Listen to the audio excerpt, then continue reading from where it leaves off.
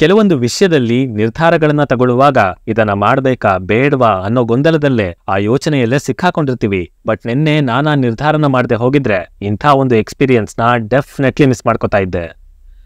ಮೈದಾನ್ ಇದು ಅಮಿತ್ ರವೀಂದ್ರನಾಥ್ ಅವರು ಡೈರೆಕ್ಟ್ ಮಾಡಿರುವಂತ ಸಿನಿಮಾ.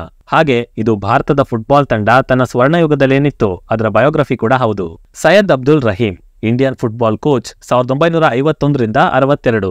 ಭಾರತಕ್ಕೆ ಸ್ವಾತಂತ್ರ್ಯ ಸಿಕ್ಕಿ ಕೇವಲ 3-4 ವರ್ಷ. ಬಟ್ ಅಷ್ಟೊತ್ತಿಗೆ ಇಡೀ ಪ್ರಪಂಚ ಸ್ಪೋರ್ಟ್ಸ್ ಕಲ್ಚರ್ ಅನ್ನೋದನ್ನ ಬೇರೆ ಲೆವೆಲ್ ಅಲ್ಲೇ ಟ್ರೀಟ್ ಮಾಡ್ತಾ ಇತ್ತು. ಸೊ ಅಂಥ ಅವಧಿಯಲ್ಲಿ ಭಾರತ ಫುಟ್ಬಾಲ್ ನಲ್ಲಿ ಬೆಳೆದಿದ್ದು ಹೇಗೆ, ಆ ಗೋಲ್ಡನ್ ಎರಾ ಹೇಗಿತ್ತು, ಹಾಗೇನೆ ಭಾರತ ಕಂಡಂತ ಗ್ರೇಟೆಸ್ಟ್ ಕೋಚ್ ಸರ್ ರಹೀಂ ಅವರ ಜೀವನ ಹೇಗಿತ್ತು, ಅವರ ಬದುಕಲ್ಲಿ ಏನೇನಾಗಿತ್ತು ಅನ್ನೋದೇ ಈ ಸಿನಿಮಾ. ಇನ್ನ ಆಕ್ಚುಲ್ ಆಗಿ ಫಿಲ್ಮ್ ಹೇಗಿದೆ, ನನಗೇನ್ ಇಷ್ಟ ಆಯ್ತು, ಏನೆಲ್ಲ ಕಷ್ಟ ಆಯ್ತು, ಇದೆಲ್ಲದ್ರ ಬಗ್ಗೆನೂ ಡೀಟೇಲ್ಡ್ ಆಗಿ ಮಾತಾಡ್ತೀನಿ. ಆದ್ರೆ ಅದಕ್ಕಿಂತ ಮುಂಚೆ ಚಾನಲ್ಗೆ ಹೊಸಬ್ರಾಗಿದ್ರೆ ಸಬ್ಸ್ಕ್ರೈಬ್ ಮಾಡ್ಕೊಳ್ಳಿ. ಅಂಡ್ ವಿಡಿಯೋ ಇಷ್ಟ ಆಯ್ತು ಅಂದ್ರೆ ಖಂಡಿತವಾಗ್ಲೂ ಲೈಕ್ ಕೊಟ್ಟೆ ಕಂಟಿನ್ಯೂ ಮಾಡಿ. ಸಿನಿಮಾದಲ್ಲಿರೋ ಮೊದಲ ಪಾಸಿಟಿವ್ ಪಾಯಿಂಟ್ ಅಂದ್ರೆ ಅದು ಇಲ್ಲಿ ಕ್ರಿಯೇಟ್ ಆಗಿರುವಂತ ಮೊಮೆಂಟ್ಸ್ ಹಾಗೆ ಅವುಗಳನ್ನ ಪ್ರೆಸೆಂಟ್ ಮಾಡಿರೋ ರೀತಿ ಎಕ್ಸಲೆಂಟ್ ಆಗಿತ್ತು. 90 ನಿಮಿಷದ ಒಂದು ಫುಟ್ಬಾಲ್ ಮ್ಯಾಚ್ ಅಂದ್ರೆ ಅದು ಬರೀ ಪ್ಲೇಯರ್ಸ್ ಆಡೋ ಆಟ ಅಲ್ಲ.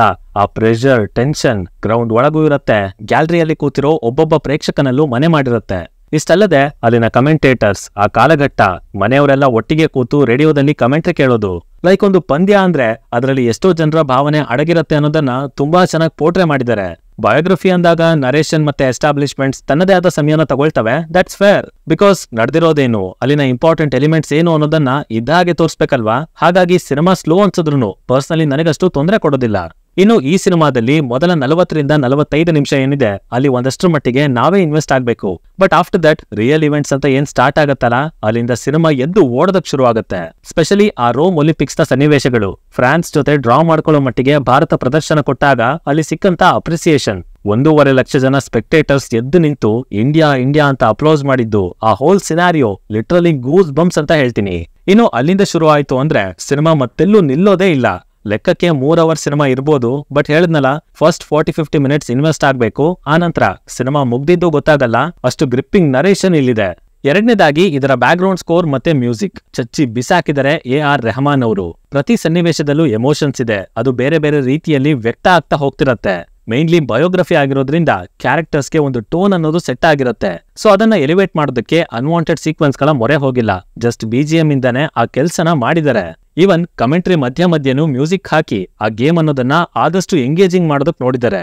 ಸಿನಿಮಾಗಳಲ್ಲಿ ಭಾವನೆಗಳನ್ನ ಫೋರ್ಸ್ ಮಾಡಬಾರ್ದು, ಪ್ಲೇಸ್ ಮಾಡಬೇಕು.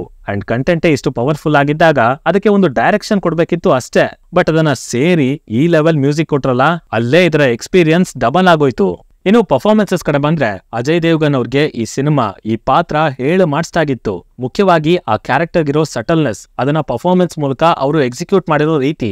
ಈ ಕಡೆ ಫೀಲ್ ಗುಡ್ ಮೂಮೆಂಟ್ಸು ಇದೆ, ಅಂಡ್ ಅದರ ಜೊತೆಗೆ ಆ ಪಾತ್ರಕ್ಕಿರೋ ಬ್ರೇಕ್ ಡೌನ್ ಕೂಡ ಎದ್ದು ಬಂದು ಹೊಡಿತಾ ಇರತ್ತೆ. ಐ ಮೀನ್ ಅಷ್ಟು ಚೆನ್ನಾಗಿ ಪರ್ಫಾರ್ಮ್ ಮಾಡಿದ್ದಾರೆ. ಹಾಗೇನೆ ಪ್ರಿಯಾಮಣಿ ಅವರು ಕ್ಯಾರೆಕ್ಟರ್ಗೆ ಅಷ್ಟು ಸ್ಪೇಸ್ ಇರ್ಲಿಲ್ಲ, ಬಟ್ ಸ್ಟಿಲ್ ಆ ಪಾತ್ರನ ಅವರು ಹಿಂದುಳಿಯೋದಕ್ ಬಿಟ್ಟೇ ಇಲ್ಲ. ಅದಕ್ಕೂ ಇಲ್ಲಿ ಏನೋ ಒಂದು ತೂಕ ಇದೆ ಅನ್ನೋ ಮಟ್ಟಿಗೆ ಪರ್ಫಾರ್ಮ್ ಮಾಡಿದ್ದಾರೆ.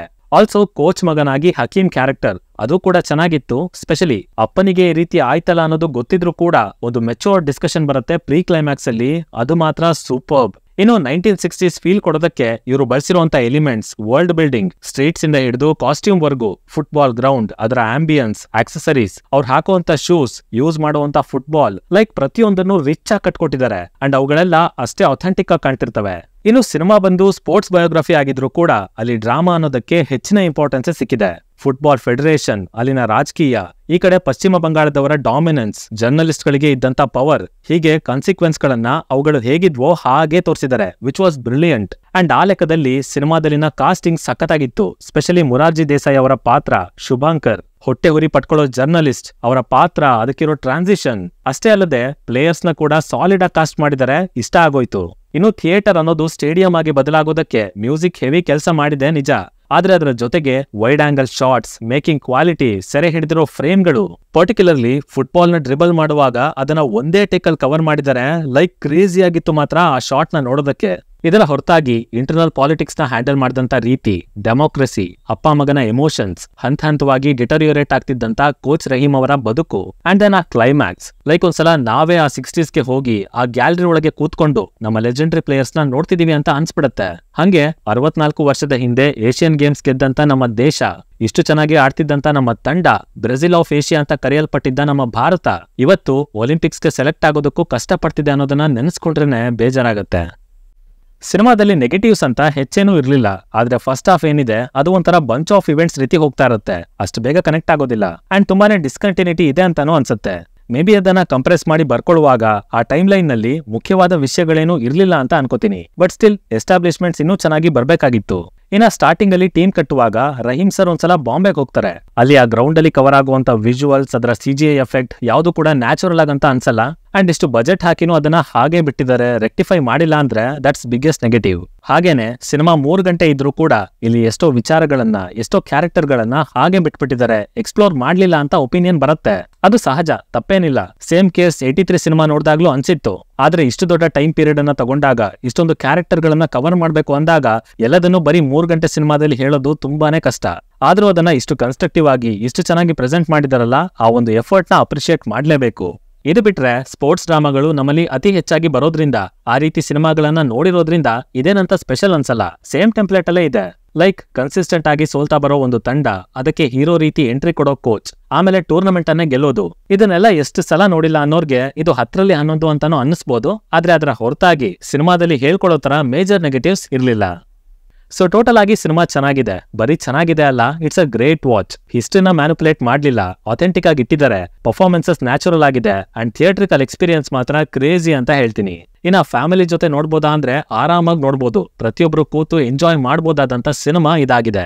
ಸರಿ, ಇದಿಷ್ಟು ನನ್ನ ಒಪಿನಿಯನ್ ಆಗಿತ್ತು ಸಿನಿಮಾದ ಬಗ್ಗೆ. ಇನ್ನು ನೀವೇನಾದ್ರೂ ಆಲ್ರೆಡಿ ಸಿನಿಮಾನ ನೋಡಿ ಆಗಿದ್ರೆ ಇದು ನಿಮಗೆ ಯಾವ ತರ ಅನುಭವ ಕೊಡ್ತು ಅನ್ನೋದನ್ನ ಕೆಳಗಡೆ ತಪ್ಪದೇನೆ ಕಮೆಂಟ್ ಮಾಡಿ ತಿಳಿಸ್ಬಿಡಿ.